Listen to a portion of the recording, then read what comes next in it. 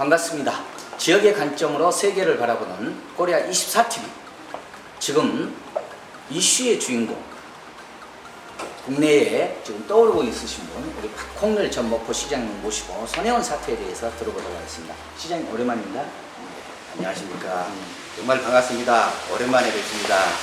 오늘 목포투데이에서 현안 문제 가지고 초대해 주셔서 대단히 감사하게 생각합니다. 예, 지금 손혜원 사태 때 당시 지금 목포 근대문화유산거리 도시재생 사업을 지금 총괄 지휘를 하셨기 때문에 선이든 아니든 지금 본인의 의사 관계없이 전국적 이슈에 인물을 떴어요. 내용 잘 아시죠 지금? 네, 그렇습니다. 손혜원 의원이 발언 문건이 보완 자료가 아니다. 시민들에게 이미 공개를 하고 다 시민들이 그리고 정치인들이 머리를 합쳤던 사업이다 이렇게 말씀을 하셨는데 어떤 것이 도대체 손혜원 의원에게 전달된 겁니까? 5월 18일 2017년 5월 18일 만났을 때 드린 문건인데 그거는 보안 문건이라고 얘기를 해서는 안 되는 겁니다. 왜냐? 만호동 유달동 일대 선창권 활성화를 위한 도시재생 사업을 문재인 정부 들어서 문재인 정부가 도시재생 뉴딜 공약 사업을 천명했어요. 전국적으로 이제 공모를 하게 예정돼 있었습니다. 그래서 우리는 지난번에 목원동을 이어서 만호동 유달동 일대를 선창권을 뉴딜을 하기 위해서 응모를 하기 위해서 우리는 이제 준비 중에 있죠.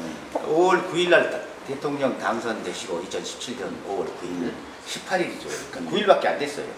우리는 미리 발빠르게 준비를 해가지고 준비를 착착 해 나가고 있는데 마침 손혜원 의원이 정치당에서 그 관련 자료를 도시재생을 획득하기 위한 우리의 그러한 소망이 있지 않습니까? 그래서 그 간략한 자료를 가지고 드리면서 우리 목포 지역 현안이 이렇습니다. 이렇게 어렵습니다. 만호동 유달동이 이렇게 지금 쓰레기 장화 돼가고 있다. 빈집이 털털 텅텅 빈집만 생기고 그러기 때문에 문재인 정부랄까 손혜원 의원님은 국회의원 차원에서 우리 지역 국회의원도 계시지만은 또 사이드에서 협력해 주시면 어쩌겠습니까 하면서 어떻게 보면은 협력 그런 차원에서 또 수인사 할 겸에 그렇게 해서 만나서 드렸던 문건이죠. 지금 검찰 내에 뭐 조직도 다르고 그다음에 서로 그 라인도 다릅니다. 지금 검찰총장 후보로 대통령이 지명하신 분은 중앙지검의 윤석열 그리고 지금 이 사건을 지금 담당하고 있는 데는 남부지검이에요. 근데 남부지검하고 윤석열 검찰 라인하고는 서로 경쟁적인데 검찰총장 후보로 지명하자마자 지금 이 남부지검에서 수사 결과를 터뜨렸단 말이에요. 근데 거기에 중요한 부분이 보안 문건이다. 이렇게 지금 하고 밀어붙이고 있는데 혹시 시장님이 파악 못한 비밀 문건이 넘어간 거 아닌가요? 시는 어떻게 이 문건을 관리를 하고 있습니까? 그거는 이런 경우는 대비도 아니다. 2급, 3급 비율은 말도 안 되고 대비도 아니다. 대비를 우리가 판단해서 사실은 원래 저 문건은 옛날 고전적으로 하면은 우아래 빨간 스태프로 3급 비밀이다, 2급 비밀이다, 대비다 이렇게 찍지 않습니까? 시크릿. 네, 시크릿. 요즘에는 그냥 우리 컴퓨터상에 전산에서 나올 때 문건에가 3급 비밀이다, 2급 비밀이다 또는 대비다. 아니면은 보안을 요구하는 자료이니 뭐 유념해 주시기 바랍니다. 해수합니다. 이런 것을 고지를 하지요. 공지를 하죠. 근데 이 문건은 글자 그대로 우리 2017년 3월 29일자에 목포시에서 영역을 해가지고 영역을 해서 6개 구역을 발표합니다. 영역 6개 구역을 만호 유월동 선창권을 비롯해서 산정동구역, 연동구역, 북항동구역, 죽교동구역 이렇게 해서 6구역을 저희들이 발표하는데 그 중에 하나죠.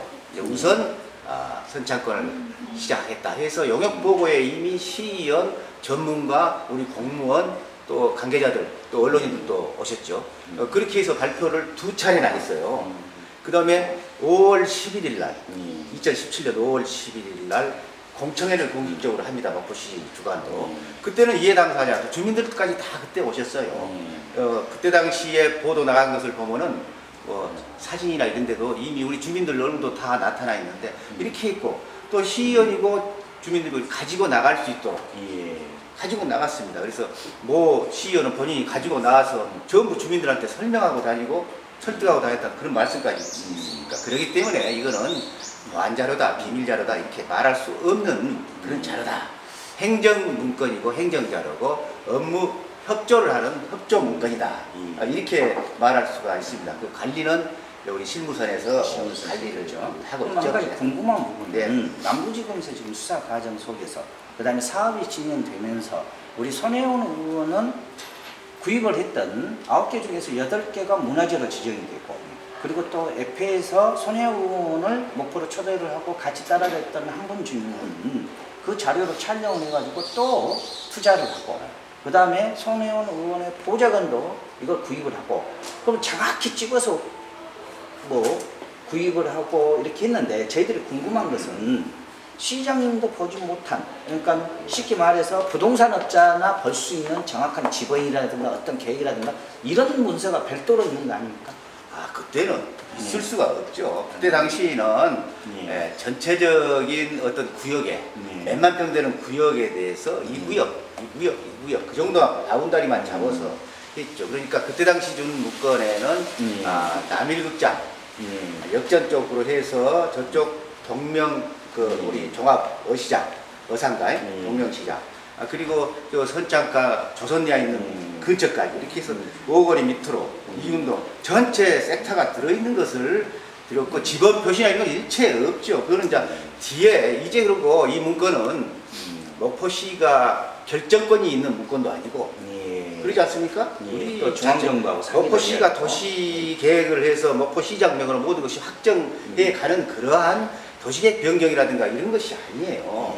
이것은 단순히 상신하는 전국 220개 지자체가 상신하는 하나의 이제 그런 이런 기초 문건도 아니고 아직 설계도도 만들어지지도 않는 이런 방안을 한번 해보려고 하니까 일단은 현안 자료를 드리고 서로 설명했던 자료지 이거를 보안 자료다 비밀 문건이다 하기는 정말 맞지 않은 것이다. 그러니까 사업이 확정되기 전에 계획안 그렇죠. 문제에 약간의 추상적인 추상적으로 어떤 구상인데 이런 방식으로 신청을 한번 해보겠다. 그런 신청 서류도 만들어지지도 않았죠. 우리가 신청 서류는 7월경에 7월경에 그때야 이제 공식적으로 교통부에서 지침 며칠까지 신청하세요. 뭐 어떻게 하세요. 전국 지자체에다 이제 공문을 보내지 않습니까? 그때 한참 뒤에 있는 일이고 그렇죠. 어떤 그때가 이제 기본적인 어떤 초안 설계 도면 같은 것도 이렇게 넣어서 올라가는 것이죠. 그때는 이미 손혜원 의원 제가 만났을 때는 이미 세 채를 그 핵심적인 소나무계 그 조카라는 갤러리 커피숍이죠. 카페 그거는 이미 3월달에 매입을 했더니 이제 이 사건 터지고 나서 보니까 그 3월에 이미 매입이 돼 있고 나머지도 당시에 이제 그 카페라든가 손의원이 매입한 데 대해 이미 지역민들을 만나면서 상당히 여러 의견들이 뭐 밖에 전파가 됐었어요. 전례를 내놓기도 하고 뭣도 하고 막 이런 이야기까지도 돌고 지인들한테 한 얘기 커피 머신 기계가 얼마라는 얘기 뭐 누가 왔다 졌다 뭐 이런 얘기들이 이미 본인들은 모르고 있겠지만 그 여러 기관에 전파가 되고 있는 상황이었기 때문에 전부 다 관찰을 하고 있었던 시기죠. 그런데 하나 결정적인 것은 지금 남부지검에서 여기 목포에 내려가지고 오랜 기간 동안 조사를 했는데 우리 목포시 공무원들이 들이내민 자료 그러니까 정보공개 신청을 니들이 거부하지 않았냐 부동산 개발 계획이라든가 이런 부분들에 대해서 자료를 주라 하니까 그리고 거기에 보안 자료라고 표기를 해가지고 뭐 이렇게 한 것이 이번 기소의 결정적인 지금 요건으로 보이는데 왜 그러면 입장 차이가 시장인가 그 다음 손혜원 의원과 실무 부서가 달랐던 겁니까? 그거는 우리 실무자선에서 정보공개 청구를 하면은 실무자선에서 가부를 판단해갖고 회신하지 않습니까? 그거는 이제 뒤늦게 이거 사건 터지고 나서 알았는데 실무자들 쪽 얘기는 아니 그런 거 이런저런 자료를 주면은 개인의 신분이 어떤 공익적 차원에서 뚜렷한 분 같으면은 드리는데 개개인한테까지 일일이 줄 수는 없다. 시 행정의 공문서를 개개인한테 어떤 정확하지도 않는데 개인의 어떤 이해관계가 뚜렷해 있을 때는 그분한테 드리죠.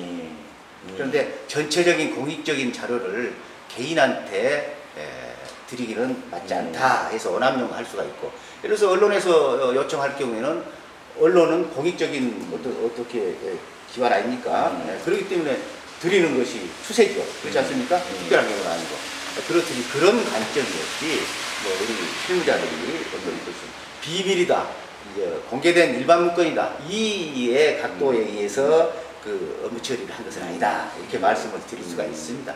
그 여러 이해관계라든가 집단 구성이라든가, 그리고 또한 손혜원 의원이 당시에 실세였기 때문에, 그리고 여기에는 또 민주평화당 정치인이 그런데 지금 그때 당시에 민주평화당 소속인데 어떻게 그렇게 민주당 손혜원 의원하고 딱 이렇게 연결이 돼가지고 한 라인으로 사업을 추진하는데, 그 동행이라는 부분은 이제 제가 떠난 뒤에 현 집행부가 전부 집행해 나간 부분인데요.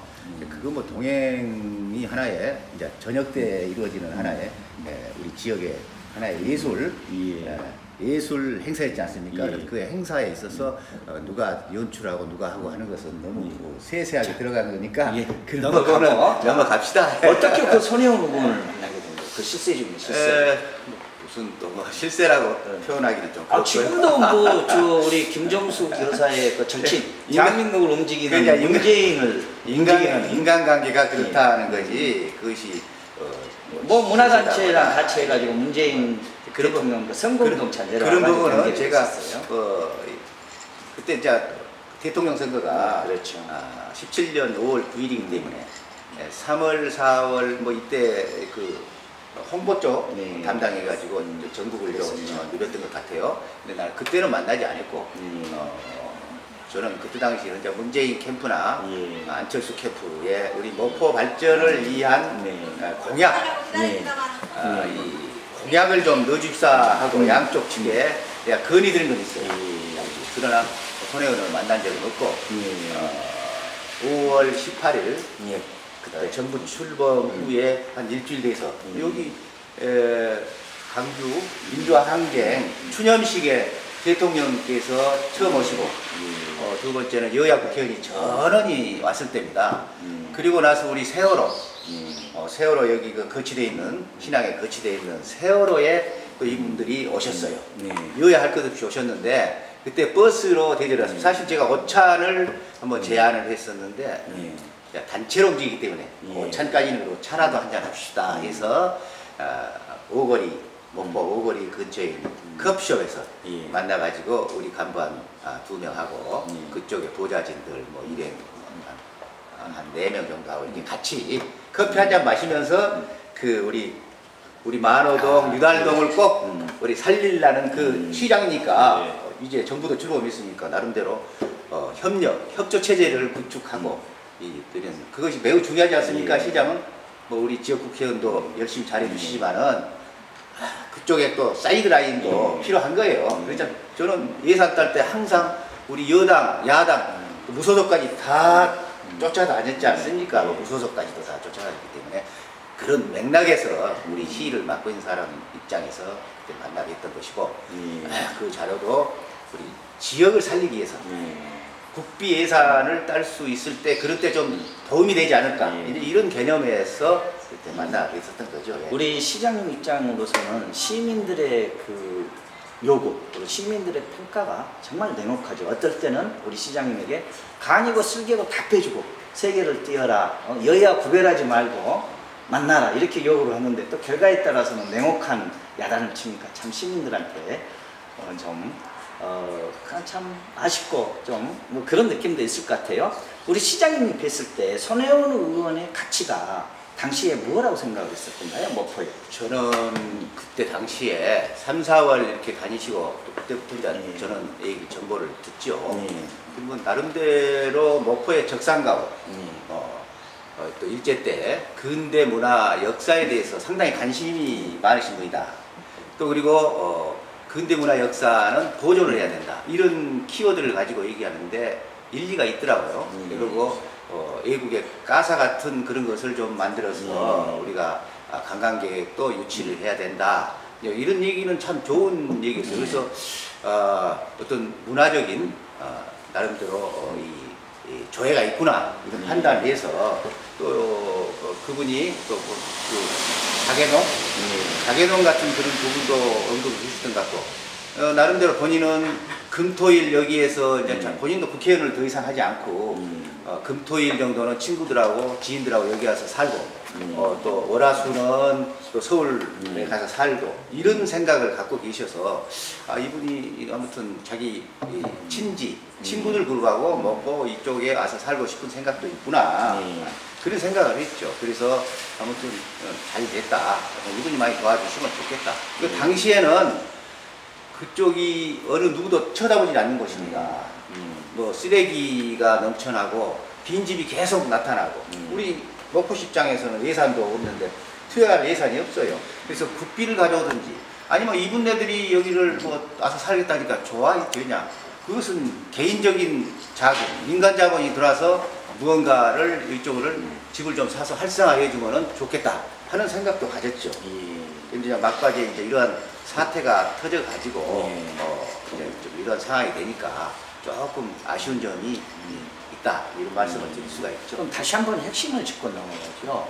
지금 사업이 수사로 중단되고 또 지금 현 시장은 약간 턴을 해서 마세도시, 그다음 슬로우시티 이런 쪽으로 방향을 전향을 하고 있고, 그다음에 우리 시장님께서 추진하던 사업이 준비되면서 많은 그쪽의 시민들이 지금 허탈감에 빠지고 있는데 이 지금 수사 과정이라든가 앞으로 방향 어떻게 풀어야 됩니까? 우리가? 저는 이 도시재생 사업 우리가 민선 5기 때는 그 약 200억짜리 로봇도 받았습니다만은 문재인 정부에서는 500억 두 군데를 보리마당 쪽하고 만호동 일대하고 두 군데를 받았지 않습니까? 500억. 그 다음에 어찌됐든 간에 18년도에 근대 역사 문화 공간 활성화 사업에서 또 별도로 500억이 또 총 1000억 원을 받아 온 건데 국비가 투입된 건데 이 예산 사업은 정말 정치권에서 논란 없이 그대로 이렇게 밀어줘야 된다 생각합니다. 그래서 언론도 적극적으로 이 사업이 중단되지 않도록 적극적으로 도와주셔야 된다 하는 생각입니다. 그래서 이 목포 지역 손해원은 이미 법정으로 이미 넘어갔기 때문에 법정에서 다룰 일이고 우리는 이 구역에 대해서 우리 시점에서 당시에 이렇게 획득했던 거를 같이 함께 힘을 모아서 이렇게 목포시가 되든 모두 다 힘을 합해서 정상적으로 해서 만호동, 유달동, 선창권 일대가 나름대로 활성화돼서 근대 역사 문화 공간으로서 또는 도시재생 사업으로서 나름대로 재생은 돼야 된다. 다시 살아나요. 쓰레기장